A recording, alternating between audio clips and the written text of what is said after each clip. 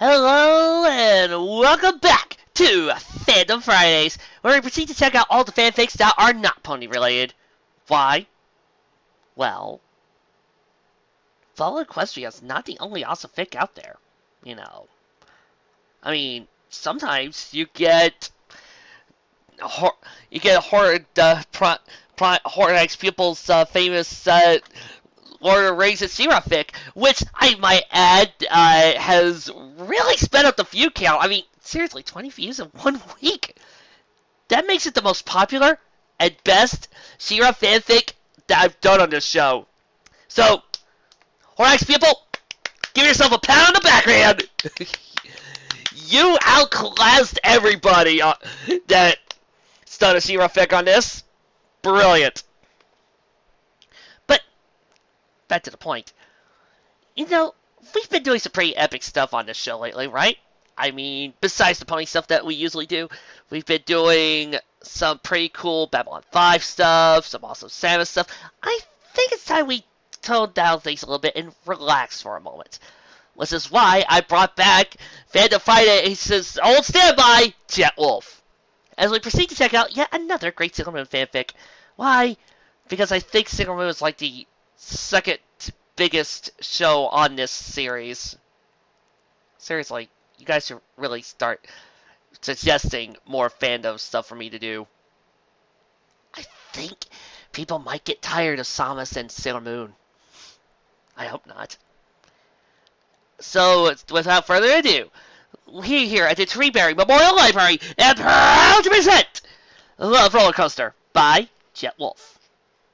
Chapter 1, only chapter. Love Roller Coaster. It was coming, and it was huge. A lump formed in Usagi's throat. She tried to be brave, tried to swallow it away, but it stuck there, full of threats and promises. Desperately, she scanned her surroundings, trying to find some way out of this.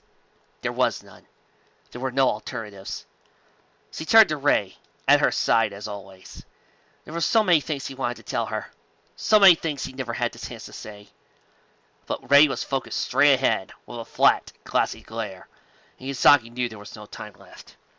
She closed her eyes, lashed herself to Rei's arm, and screamed as it came. Really? Usagi cracked one eye as the Ladybug roller coaster pulled up to the platform. Rei still had that flat stare, but now it was leveled at her, rather than the world as a general concept. What? Usagi said, still wrapped around Rei's arm and not caring. It was scary! It was a speed bump, Rei corrected, as the ride attendant lifted the entirely unnecessary safety bar. It was a terrifying mountain of danger! The roller coaster car was technically too small for anyone over the age of 3, and with Usagi attached to her, it was a very undignified seconds before Rei was able to climb out of it. She half helped Usagi haul out of the car after her, making sure to give that amused attendant her best laugh, and I will travel back through time and kill your ancestors. Trust me on this. I know someone who can help me make it happen. Glare. It was a mountain of danger, Usagi insisted, and I was very brave. Rei led them away from the ride, and back out from the main carnival thoroughfare. So brave, how you burst my eardrum. You were supposed to cuddle back! Usagi jiggled Rei's arm for emphasis. Don't you know how this works? Rei bristled immediately. Of course I do! How was I supposed to know you react to something so childish? She gestured to the carousel as they passed by. I suppose next you'll need saving from the evil nightmare ponies. Hey! Don't mock nightmare ponies! I've already had to deal with one on this show! Ha ha ha ha ha ha! Trust me, they can be fierce. A nearby couple ushered their daughter away from the strange blonde girl screaming in loud, exhaustive detail about the meanness of Rei-chan. The bickering had intensified by the time they reached the midway. Rei was no longer walking, so much as stomping with her hands curled into tight fists at her side.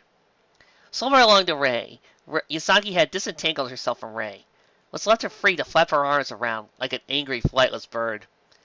They were both so intent on their squabbling that neither noticed as an enterprising game booth attendant slipped a baseball into Usagi's hand, pointed her towards a small pyramid of bottles, and waited.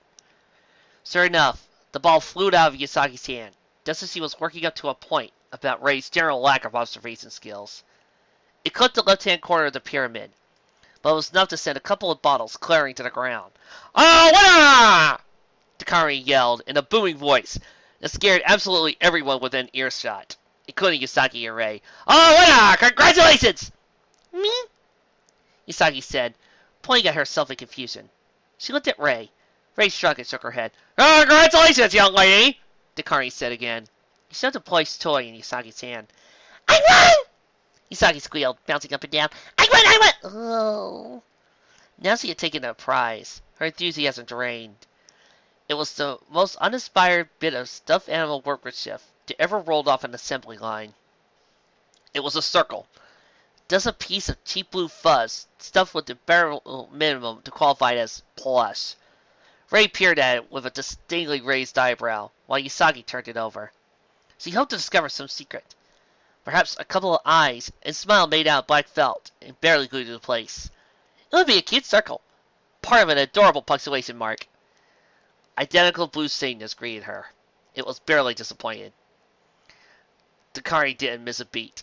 "Why, that's just the beginning! Why, with only 5 of these, you can get 1 of these!" He swept his arm in the grandest gesture either Usagi or Rei had ever seen. And as they were magical girls, pretty well used to all manner of grand gestures, that was saying something. It was like 1,000 wind chimes all tinkled at once, like a platoon of fairies that lived just under his skin, and each fired a gun loaded only with sparkles. This Kari had revealed the entrance to no less than plushy Nirvana.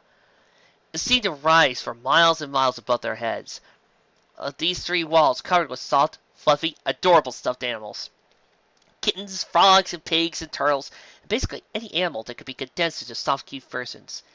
And seated above them all were a giant puppy and a giant bear, each the size of a small human. The reigning stuffed gods of...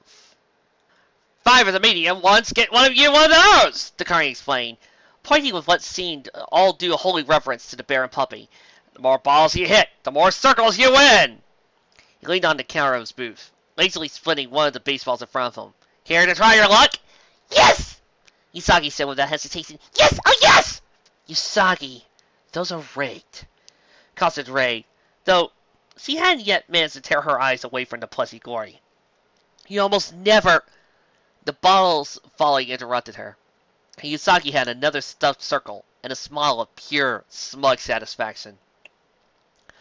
But her second throw went wide, and her third grazed tangentially close, but also missed. She also made an irritated noise and was reaching for her wallet when Rei slapped money on the counter. "I'll do it!" "You don't have to," Usagi said, though she stepped aside when Rei gestured for her to move. Rei tossed the baseball in the air, testing its weight. "We don't want to be here all day." "Well, at least let me pay for it," Usagi said, and began to fish out a few notes. A hand covered hers, and she looked up to see a warm smile. "We'll leave it to Rei-chan." At Rei's confident wink, Usagi felt blood rush to her face, and stomach do a happy dance. She stood back to watch the magic happen. 9 baseballs and 1 stuffed circle layer, and Usagi was still waiting for the magic.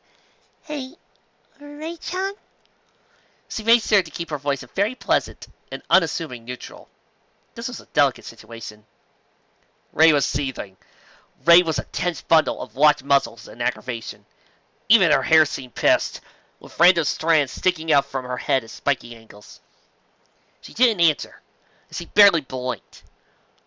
She slapped more money on the counter and tapped her fingers impatiently as a very content and satisfied Kari delivered 3 more baseballs. Instantly, one was in Rei's hand and thrown with all her might at the bottles. It hit the edge of the table, instantly failing to upset even 1 bottle. It then came flying back toward them. Both Usagi and the Carney yelped and ducked for cover.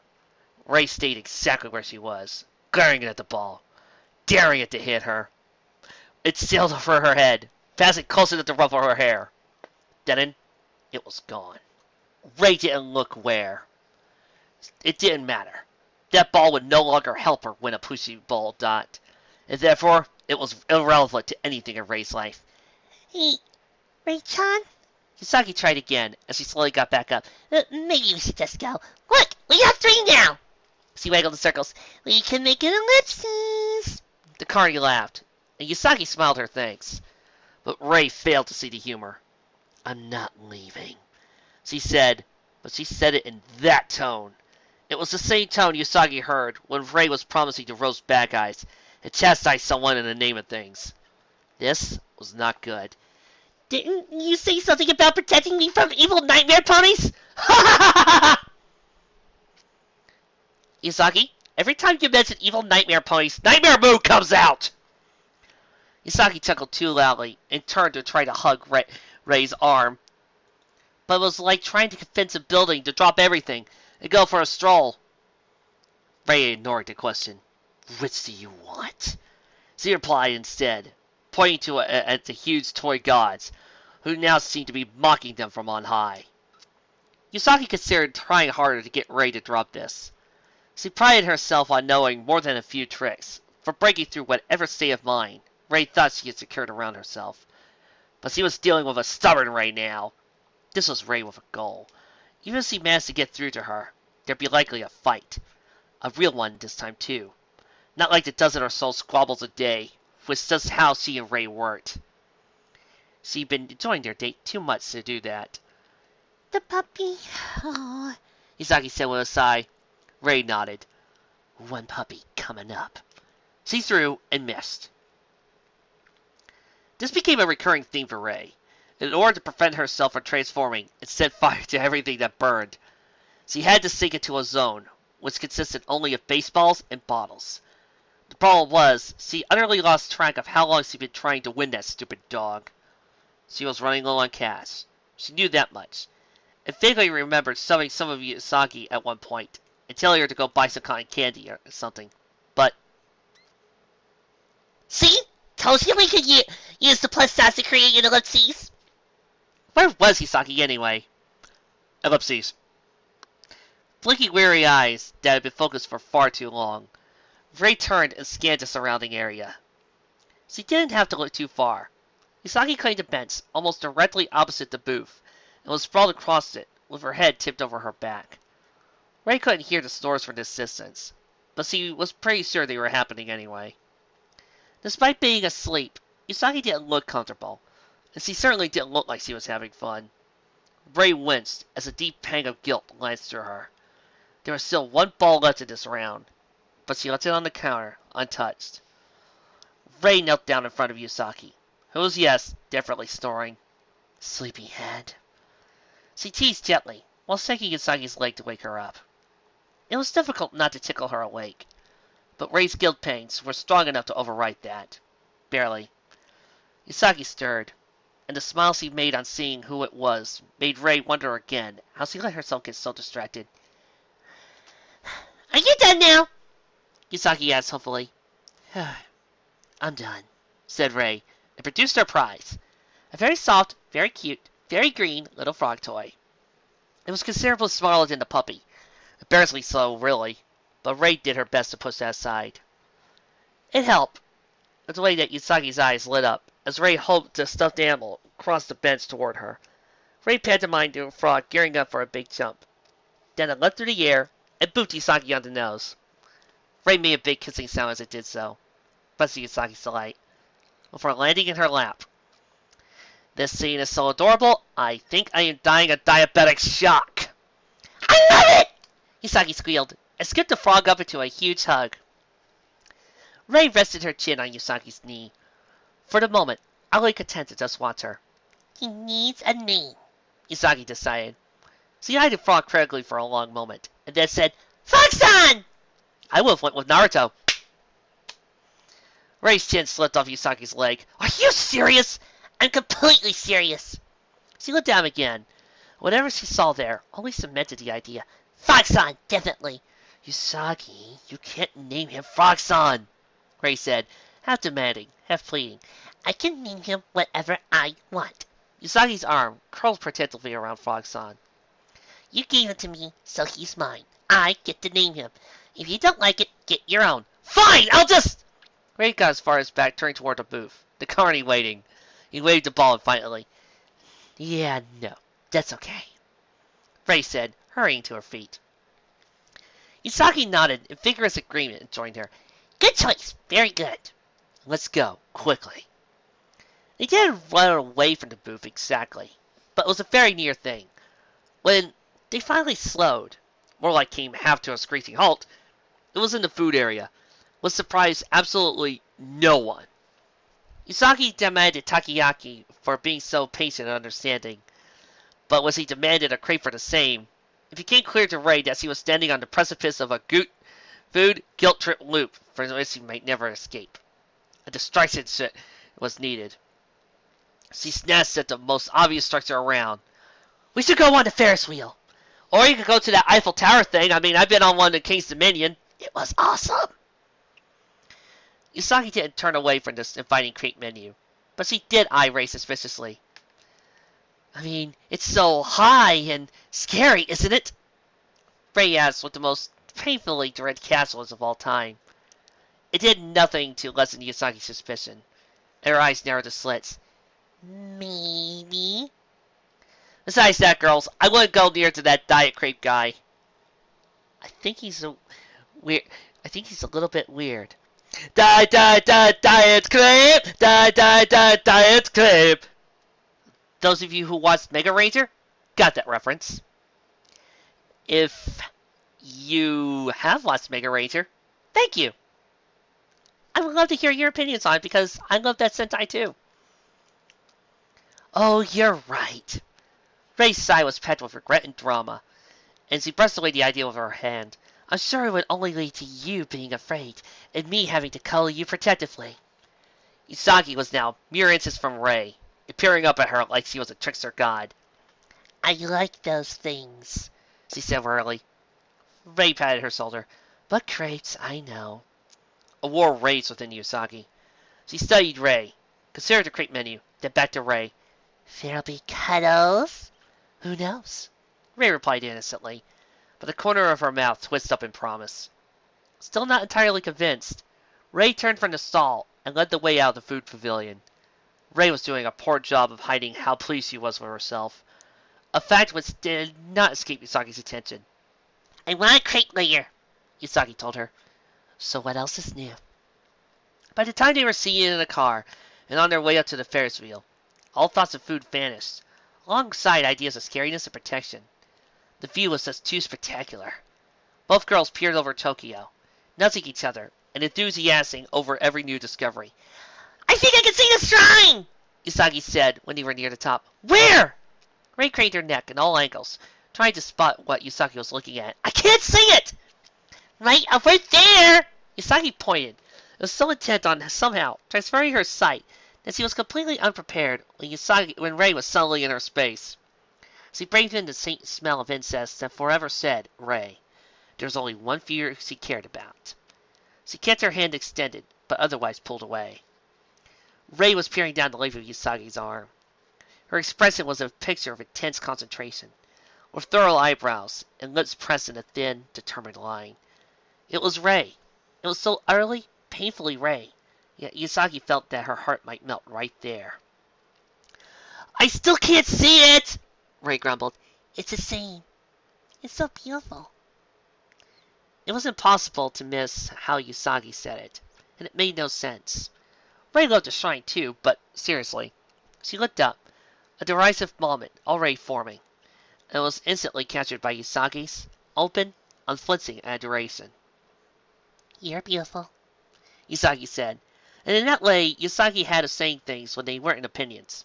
They were facts. And, hey, I can also see the shrine where Kagome comes from. Rei tried to think of a snappy comeback, something witty and charming. She never felt in control of those moments, these wonderful, terrifying moments, when she forgot how to be everything she always strove to be. All she could do was blush furiously. And then when Usagi leaned in, all Rei could do was close her eyes. And when Usagi kissed her, Rei all could do was kiss back. Then when the rain came to a straight alert, all Rei could do was scrabble for the safety bar and hang on. Wow! Usagi exclaimed with a very proud smile. I'm good! It's not you, idiot!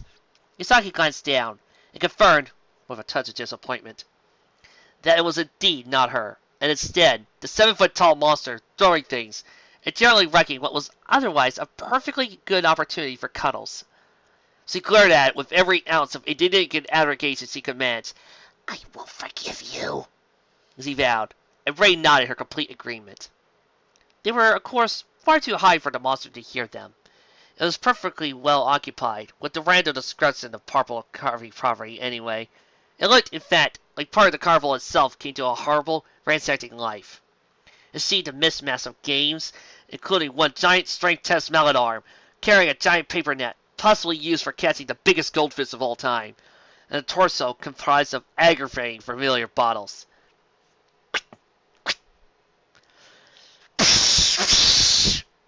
Hold it right there!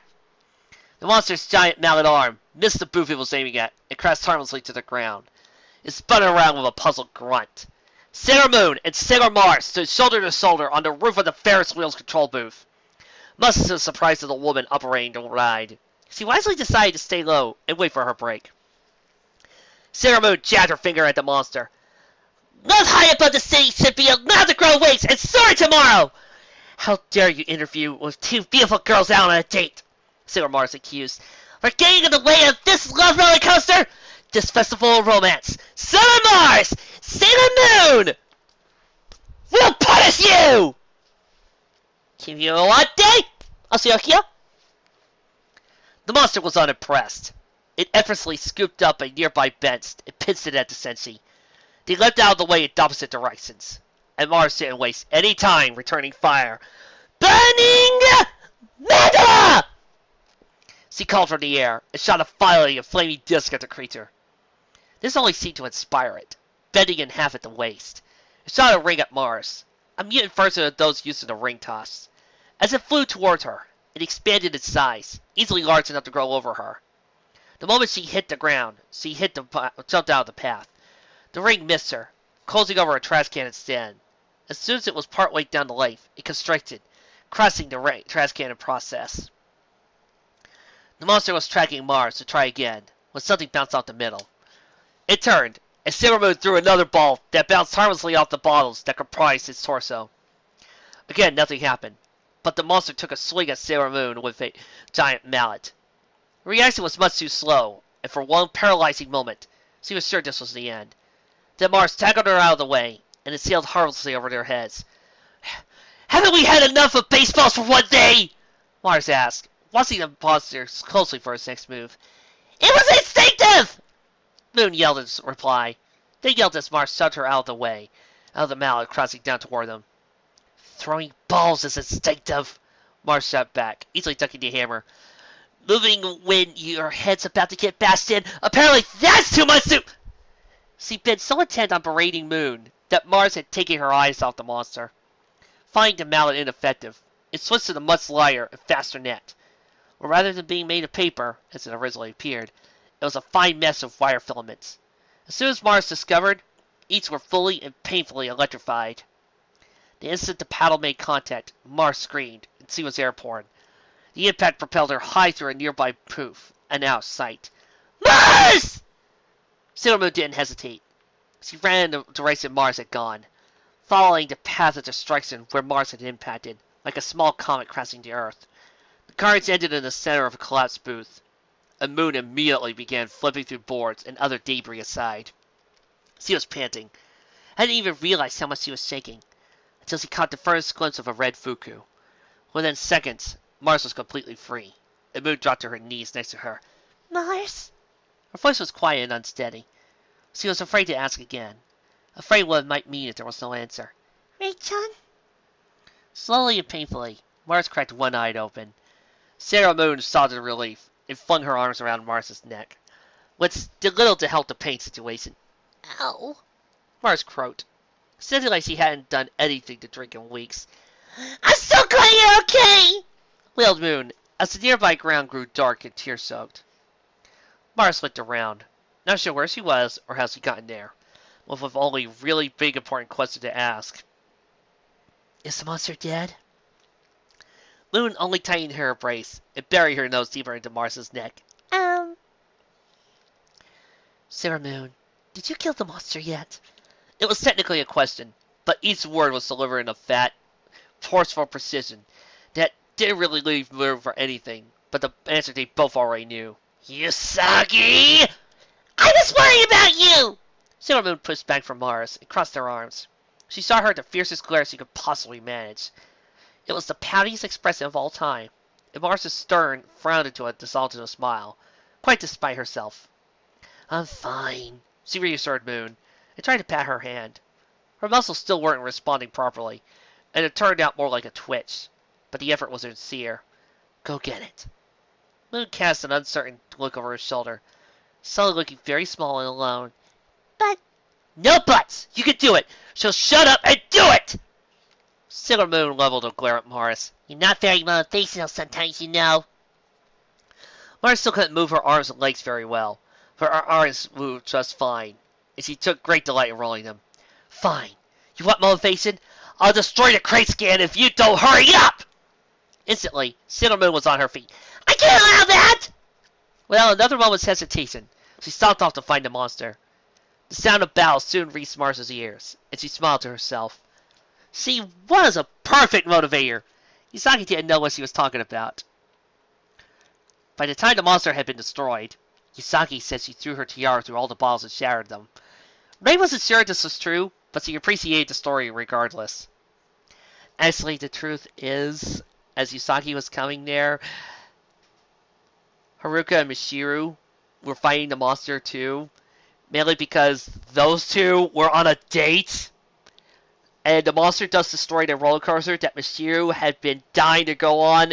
So, yeah, that kind of ticked her off. Rei was able to move again. Everything still hurt, but that only made Usagi dote on her. And that was a trade-off Rei could handle. What's more, Usagi was feeling so brave and proud, so he decided to step up another level of roller coaster. This'll be great! They'd been standing in line for about 20 minutes for the Tokyo Screamer, and the end was now in sight. Usagi was swinging her and Rei's clasped hands back and forth, bouncing falls onto her feet. It's pretty great, Rei agreed, peering around the crowd to try and get a sense of how soon they'd be able to ride. Forget the kitty crossers. It's time for Usagi to sing! I am the bravest, biggest, and... Let's not push it. Usagi stuck her tongue out at Rei. The biggest and bravest, and I need a roller coaster to match. I will! Ow! They were close enough now to see people getting off the ride.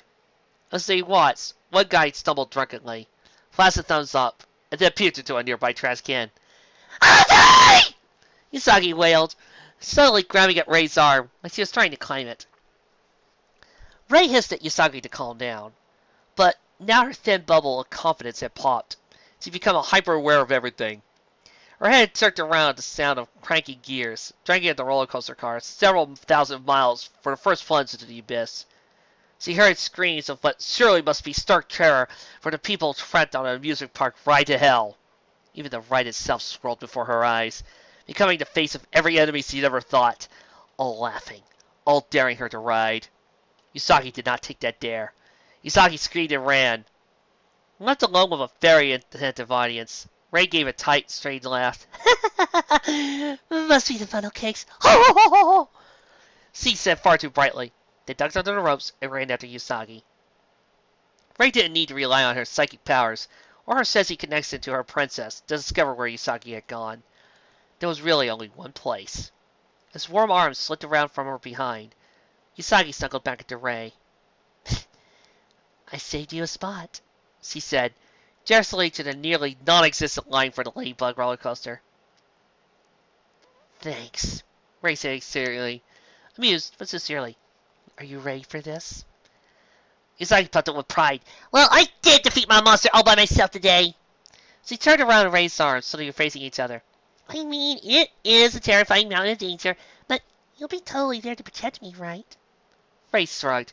We'll see. Usagi swatted her on the arm, then kissed her on the cheek. Rei-chan, you're so mean. The end. Well, what can I say, guys? It's Jet Wolf. If you have been with me over the past year and have heard all of her stories, you knew what to expect the moment I said this was done by Jet Wolf. You knew what was coming the moment you read Jet Wolf as the authoress. You knew you were expecting a light, fluffy, adorable, cute, sweet, sentimental piece of fanfic heaven that was going to leave you with a big smile on your face and a chance to go, you know what? I feel good about myself today. I feel really great, and I'm going to love myself. It's the usual stuff you come to expect. The character interactions are pure. The emotions are right. Everybody's in character. And it's just so sweet and cute and adorable that you can't help but go, eh. So, instead of talking about the wonderful character interactions, which were dang awesome, or the cute little fluffy scenes of fluff that just make me want to go, Daw! I think I'm going to talk about another aspect. Back in the early days of me reading fanfics, back to those horrible, horrible days where I decided only to read one chapter, and if it was a multiple chapter fic, just read the ones that have really tiny scroll bars and just ignore the longer ones, thus depriving me of really cool Arcade Striker fanfic material or anything else that was done out there, thus depriving me of Babylon 5 Dark Distorted Mirror. Why did I decide that? But back in those days, I used to stick with one ship type of rule. It was canon ship or bust. Which meant I would probably have been avoiding fics like this. Heck, if we be honest, if we apply this to Pony, that would also mean I would be skipping any fanfic that was not any ship fic that was not Flutterdash, that was not Twixie, and definitely any ship fic that did not involve Twilight and Flash or Twilight and Sunset in any way possible. But now, if Pony has taught me anything and has helped me learn something, is that I shouldn't stick with one ship. And I shouldn't stick with one genre of fanfics, much like you shouldn't stick with one genre of comic books or one genre of novels. Or just one type of novel or one type of comic. You should learn to expand your horizons a little. See what you might like. Even try a piece of fanfic material you might not like. Who knows? You might find something that you might enjoy, and it might show you what a good side that is. For instance, I am a Sonic fan who is a big fan of Sonali. That's the canon ship in the RC Comics and Satam. I love Sonali, but I don't like Son Amy because, well, I see Amy as a stalker, and I have yet to find a good Son Amy fic. But that doesn't mean if I'm given a Son Amy, I won't take the time to actually read it and experiment. Who knows? I might actually find a good one. It might actually exist one day, and I might actually enjoy myself reading that Son Amy. I'm putting money on that being in Harmonix's Son Amy fic. So, I decided to prove that with this story, which is a Usagi and Rei romance, despite the fact that I must prefer canon romances in Sailor Moon, and I must prefer, say, reading a Rei and Minako fic. Yes, I know, it's not canon! But have you seen their interactions on Pretty Guardian Sailor Moon? It might as well have been. And I tend to avoid things that are not Usagi and Mamo-chan. Why? Because they usually, and sometimes, are not this! Most of the time, if you find a Usagi and other Senshi fic, it usually breaks them up. Or are just involved, is just usually porn. It doesn't involve the Senshi having mad sex all over the place. And while I'm not averse to that, and I won't run the other way, I do prefer some plot with my porn. Actually, I prefer more plot than porn, with the porn being usually a scene or two. So, I decided to try this one out. Makes me think back to a question I asked once on fanfiction on the shipping forums. How do you write a scene where you destroy the canon relationships without one side or the other looking bad. Because 9 times out of 10, if you're reading one of these Usagi goes with another goes with somebody else other than Mamo-chan segment, 9 times out of 10, Mamo-chan's going to look like a big dumb idiot, it's going to look like a jerk, and Usagi is going to look like a perfect flower. That's not the way you should do it. I think this fic has the answer. You could either A, just do a little drabble here of them having a scene like this. There's no mention of Mamo-chan. And while I bet everybody's probably thinking, why is she talking on a date with her but not with Mamo-chan? You could just go, well, he's not here, so maybe something must have happened. But it doesn't matter. Because this allowed us to do what I always believe should be part of a really well-written romance. Just build up, show character interactions, have them point out their small little flaws, show why we should believe their relationship should work. Be cute and sweet, but don't have them always going, my God, you're beautiful. My God, you're beautiful. Make out with me. Okay. Do little scenes of them lightly rubbing each other, hitting their weak points, getting a little annoyed with each other, or having a little argument. Well, not all out, but just going, I don't really want to do this. Oh, I purvey you. And have them just generally be cute with each other. Have them compliment, i.e. build, make them characters. And again, going back to my question, how are you supposed to say how to break up a good canon relationship so that way this one can? Well, you can either ignore it or do what this one other fanfic did and just make sure that both sides come out completely amicable.